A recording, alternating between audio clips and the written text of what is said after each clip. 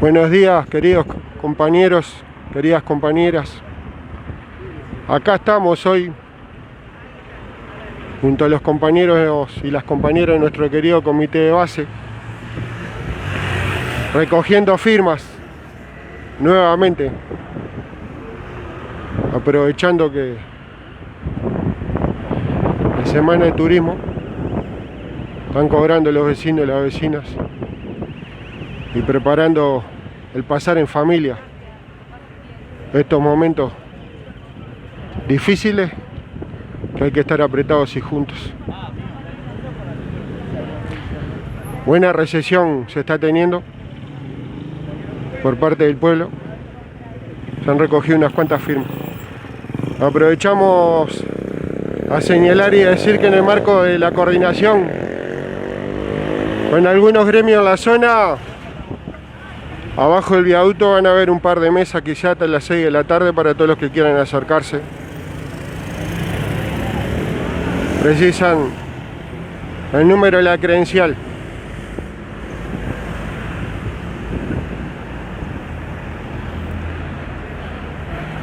Son 135 artículos, los más reaccionarios de la ley de urgente consideración, ley que contuvo 500 artículos.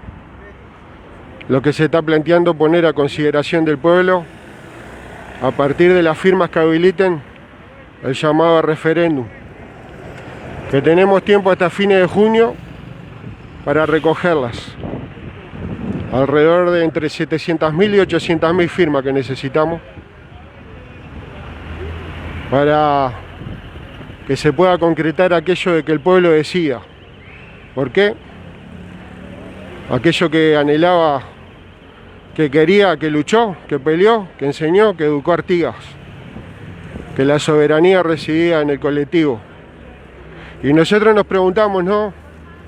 ¿Por qué, si de verdad es tan justa la ley, tan positiva para los intereses colectivos, para los intereses del pueblo, por qué incluso los que están opuestos a la iniciativa no firman para que se procese el debate que en su momento no se dio?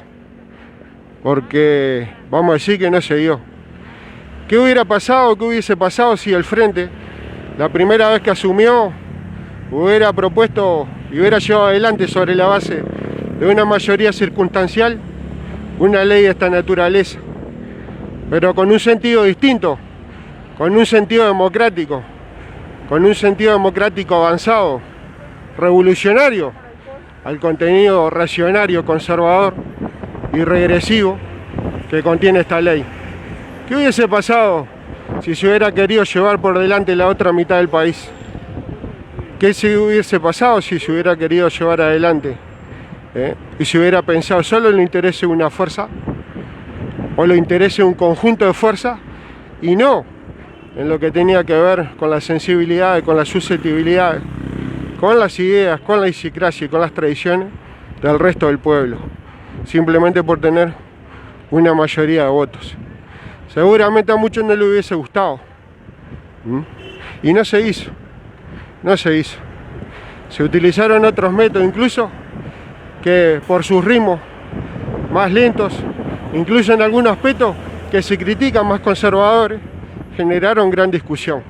Pero, ante todo, se tomó en cuenta a la otra parte del país, por más que se diga que no. Y se haga referencia a actitudes que no analizan el conjunto, que se entretienen en la anécdota o la novela y no analizan los contenidos de las cosas. Y nosotros tenemos que analizar, ¿verdad?, que los sucesivos cambios que se dieron en la Constitución de la República, desde antes de la dictadura hasta hoy, ¿verdad?, van minando su contenido democrático, su contenido de derechos, sus contenidos, de alguna manera una Constitución, a pesar de su carga de derecho positivo y en lucha contra el derecho terrorista, bastante democrática, bastante liberal, que se puede hacer y permite muchas cosas, pero también garantiza muchas otras cosas.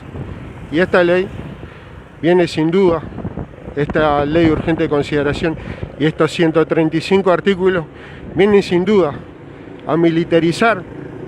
Aquellos que dicen que no quieren un Estado policíaco, que lo expliquen, ¿verdad?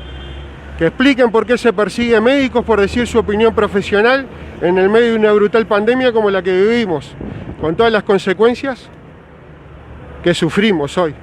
No solo desde el punto de vista sanitario, sino desde el punto de vista socioeconómico, que también importa.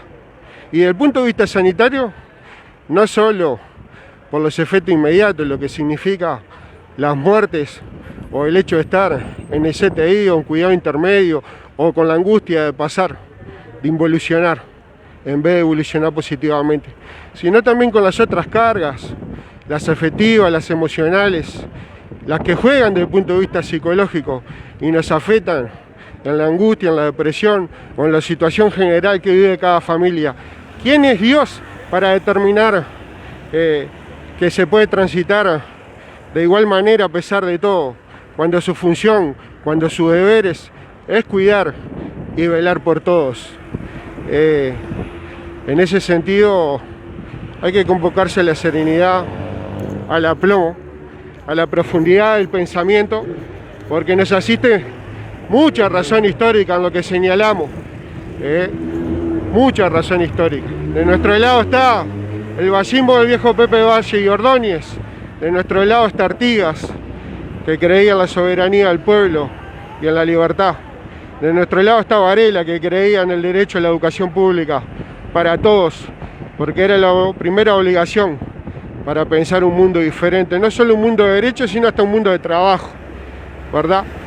Que gente que de alguna manera vive de rentas y de rentas grandes y que se ha beneficiado durante 50 años del modelo plaza financiera y de servicios, se olvida que no todos vivimos de él, que la inmensa mayoría de los uruguayos somos trabajadores, somos trabajadoras y vivimos de nuestro trabajo, que es lo que nos da de comer. Pero aparte, que anhelamos hace años tener trabajo de calidad, trabajo vinculados a la industria, en la tierra, en el mar, y de cumplir y de realizarnos como seres humanos.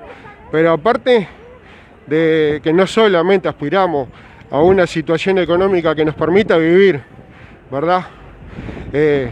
Trabajar para vivir, no vivir para trabajar, y que tenga la posibilidad de desarrollarnos en familia y de permitirnos estar con nuestros niños, de poder educarlos como se debe, como nos dicta la conciencia, tratando de pasar los tiempos que se deben con él y darle las herramientas que se merece. Y que el Estado debe cumplir su función, sí, pero no ocupa un lugar absolutista. Tiene que tener el individuo su libertad, la posibilidad de desarrollarse. El Estado debe asegurar eso, debe garantizar eso. Ahora el individuo tiene que tener las herramientas, porque si no las tiene, está la intemperie. Así que regresemos. Se persigue a los docentes, ¿ah?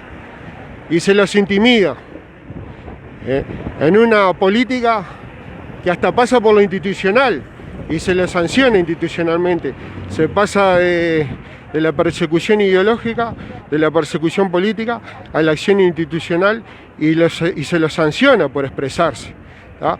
En una realidad que todavía no queda claro, porque empiezan primero por el tema de la laicidad, ¿verdad? Leyendo la laicidad que ellos entienden en forma unilateral y fascistoide, ¿no? Como la laicidad de dictar lo que entiendan las autoridades por laicidad, cuando sabemos que la reforma del 2008 de la educación, la laicidad tiene un criterio amplio de circulación de las distintas ideas, ¿verdad?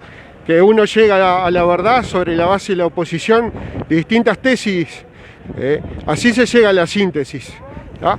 Y no queda claro, y después se pasa al tema del proselitismo y se habla de pronunciamientos partidarios, que tampoco quedan claros, porque en realidad en el tema de la defensa contra la reforma que se quería implementar y que hoy muchos de sus contenidos están planteados en esta ley de urgente consideración, cuando se habló del pronunciamiento de los docentes fue en el marco del pronunciamiento de la Central de Trabajadores, fue en el marco del pronunciamiento de muchísimas organizaciones sociales que alertaban y prevenían contra los cambios negativos que impulsaba la RANIAC desde el punto de vista de los códigos, desde el punto de vista de la ley, ¿verdad? Así que en esos aspectos no hubo solo pronunciamiento político partidario, hubieron pronunciamientos políticos, vamos a decir, ¿tá? Así que se persigue a los docentes por hacer pronunciamientos políticos con respecto a elementos negativos. Y en ese aspecto vamos a discutir los contenidos, ¿verdad? Porque bien saben los docentes que trabajan con adolescentes, que trabajan con jóvenes, de alguna manera, que lleva a una mejor educación y una peor. Es como si yo, no siendo carpintero, que algo de carpintería aprendí, ¿verdad? Pero es como si yo, no siendo carpintero, quisiera opinar de la A y la Z de lo que es el trabajo del carpintero. Uno tiene que respetar lo que hace el otro, porque lo que hace el otro, hecho a lo largo de su vida, y más si tiene resultados positivos, de alguna manera tiene que ver con eso, con la enseñanza, con el arte de aprender del resultado, del profesionalismo. Sin duda, se creció muchísimo en cantidad, que se amplificó, que se masificó, que se crearon herramientas para que 1 millón de uruguayos estudiaran. Y por un lado se cubrió un derecho, y por el otro lado significa eso, avanzar también en calidad, y está abierta de múltiples maneras el análisis de cómo asegurar la mejor calidad educativa. Ahora, vayamos al punto. ¿Queremos un Estado militar? ¿Queremos un Estado policíaco? ¿Queremos una ley que en vez de promover la más amplia participación y la más amplia opinión, se dedique a perseguir a la gente que entiende en sus distintas profesiones sobre la vida democrática, económica, social, en los aspectos de la cultura, en los aspectos de lo sanitario?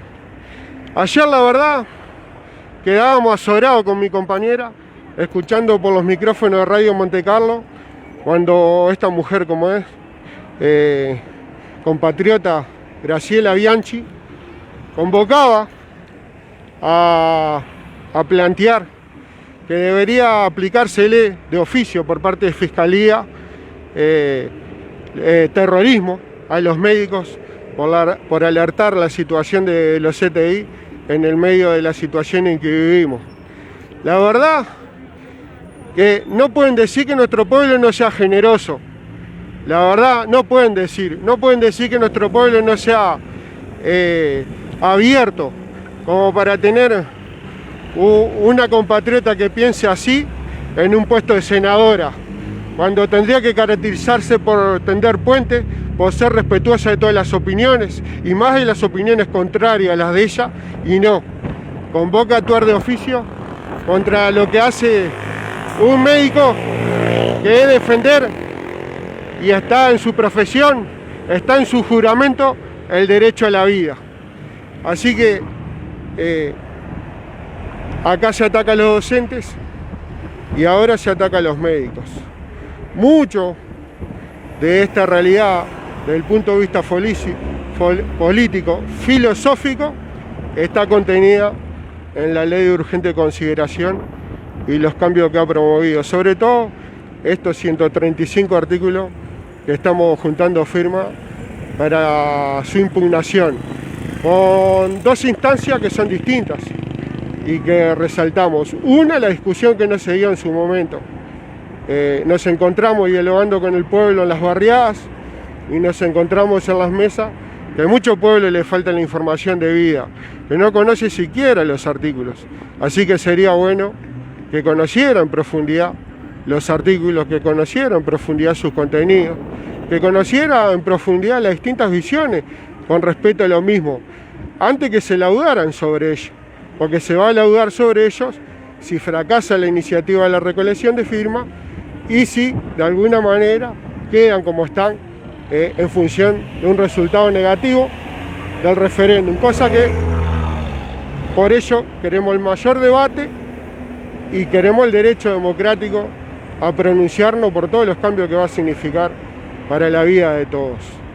Así que desde ya seguimos invitando a todos los compañeros, a todas las compañeras, para que ese sano ejercicio de democracia se dé, para que los distintos puntos de vista que no estuvieron hasta ahora arriba de la mesa estén, y para que después de un sano debate y de un sano ejercicio democrático, el pueblo se pronuncie si quiere hacer un nuevo tipo de cambio en un sentido racionario, en un sentido conservador, en un sentido democrático, si quiere permitir en su constitución cómo sería que la ley de urgente consideración y particularmente estos 135 artículos queden vigentes.